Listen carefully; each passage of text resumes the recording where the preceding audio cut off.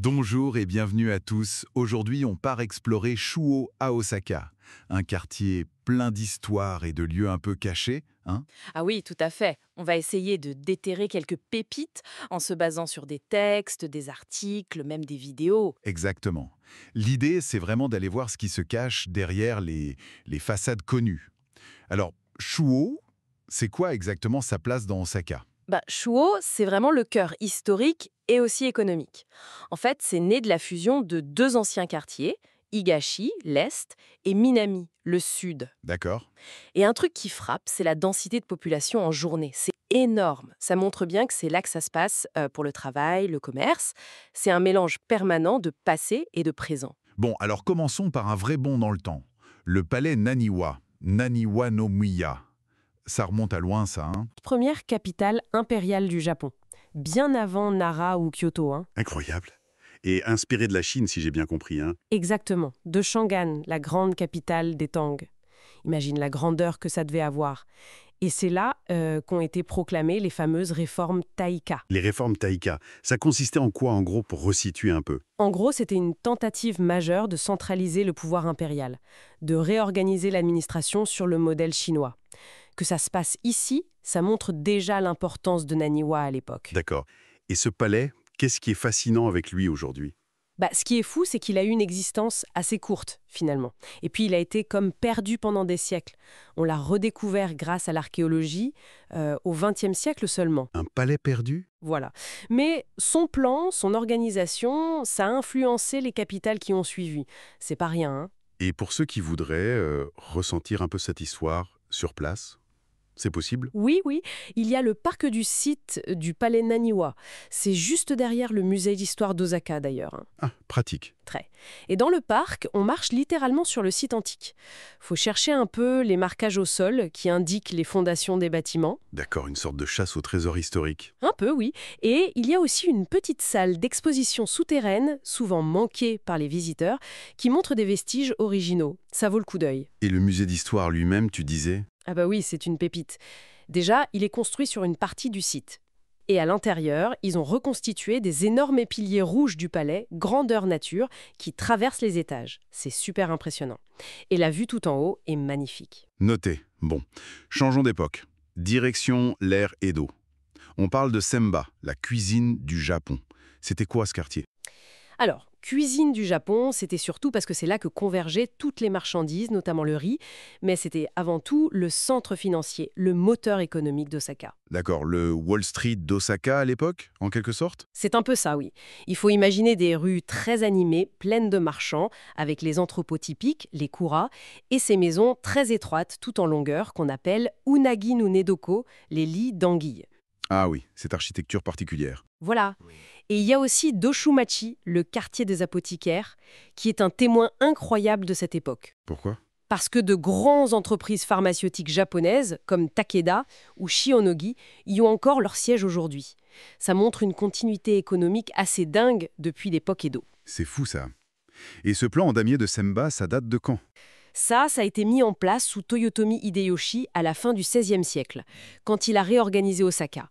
C'était pensé pour le commerce et la défense. Et est-ce qu'on retrouve des traces de ces kuras aujourd'hui ou de cette ambiance? Oui, il faut chercher un peu, mais on peut trouver d'anciens kuras qui ont été réaménagés.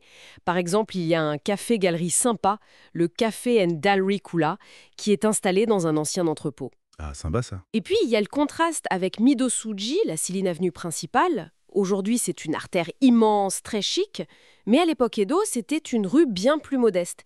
Elle a été complètement transformée au début du XXe siècle. Et juste à côté de Semba, on a Dotonbori. Changement d'ambiance radical, j'imagine. Complètement. Dotonbori, ça naît au début du XVIIe siècle d'un projet de canal creusé par un certain Yasui Doton, et très vite, ça devient le quartier des plaisirs, des théâtres. Le quartier qui ne dort jamais déjà à l'époque. Un peu oui. Et c'est surtout le berceau du bunraku, le théâtre de marionnettes. Le théâtre Takemotoza, qui était là, a connu son âge d'or. Avec le fameux dramaturge Chikamotsu Monzaemon. Exactement. C'est lui qui a popularisé le bunraku avec des pièces qui ont eu un succès phénoménal, notamment Sonezaki Shinju. Une histoire tragique, non? Très tragique. Une histoire d'amour impossible qui finit en double suicide, et on raconte que la pièce a eu un tel impact à l'époque qu'elle aurait provoqué une vague de suicides similaires. Le gouvernement a même dû interdire la pièce pendant un temps. Incroyable. Ça montre la puissance du théâtre. Et aujourd'hui, pour retrouver un peu de cette atmosphère d'Otonbori-Bunraku, Alors, il faut être un peu détective. Il y a un petit monument assez discret qui marque l'emplacement du Takemotoza, près du célèbre panneau Glico. d'accord. Mais le vrai trésor, c'est de se perdre dans Ozenji Okocho. C'est une petite ruelle pavée, juste à côté de l'agitation de Dotonbori, mais c'est comme un autre monde. Ah oui, qu'est-ce qu'on y trouve? On y trouve le temple Ozenji, avec sa statue de Fudomyo, toute couverte de mousse. La tradition, c'est de l'arroser avec de l'eau en faisant un vœu. C'est très photogénique et très paisible. Et j'imagine bien l'ambiance. Et juste à côté, il y a une minuscule écope historique, Meoto Zenzai. Ils servent une soupe sucrée aux haricots rouges, une spécialité. C'est une expérience très locale. Ça donne envie. Et pour voir du Bunraku aujourd'hui, Pour ça, il faut aller au Théâtre national de Bunraku. Il n'est pas exactement dans Chuo, mais juste à côté, dans l'arrondissement de Naniwa. C'est vraiment l'endroit pour voir cet art unique. super. On a parlé des quartiers, mais les ponts aussi ont leur histoire à Chuo, n'est-ce pas? Koraibashi, le pont coréen, qu'est-ce que c'est que cette histoire? Alors ça, c'est passionnant. Koraibashi, à l'époque Edo, ce n'était pas juste un pont pour traverser. C'était la porte d'entrée officielle d'Osaka pour les Chosen Tushinshi. Pardon. Les Chosen Tushinshi, c'était de grandes ambassades envoyées par la cour de Corée au Japon, surtout pendant la période Edo, pour maintenir des relations pacifiques après des périodes de conflit. D'accord. Un symbole diplomatique fort. Exactement. Leur arrivée à Osaka via ce pont, c'était un événement énorme, un vrai spectacle diplomatique et culturel.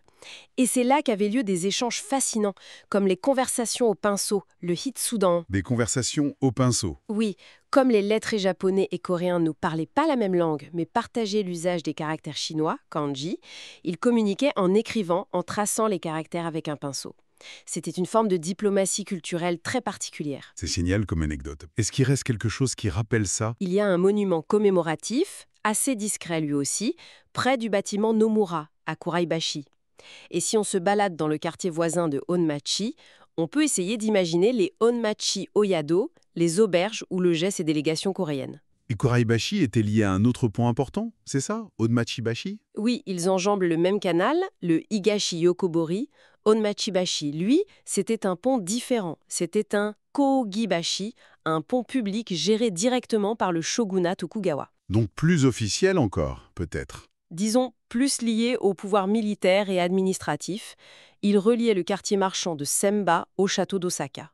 Donc un axe stratégique essentiel. Il a dû jouer un rôle pendant les conflits, j'imagine. Tout à fait. Notamment pendant le fameux siège d'Osaka, au début du XVIIe siècle, qui a scié le pouvoir des Tokugawa. Il y a eu des combats près de ce pont. On raconte même une attaque nocturne menée par un samouraï réputé, Anawa Danemon. Ah ouais, quand même. Et le pont actuel?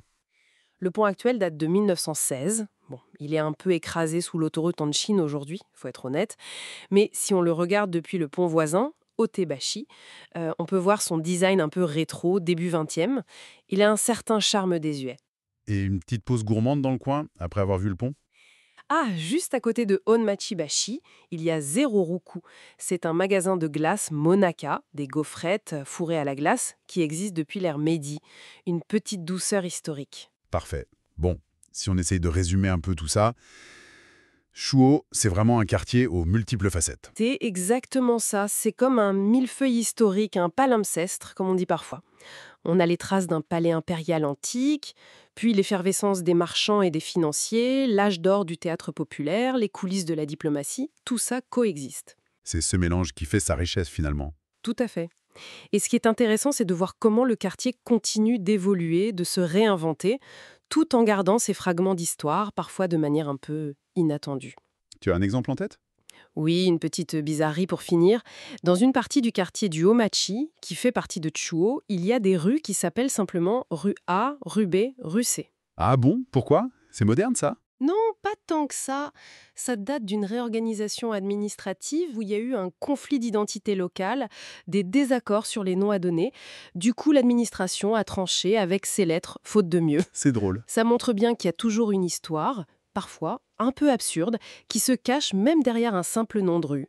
Shuri n'est pas fini de livrer ses secrets, je crois. Il faut juste gratter un peu la surface.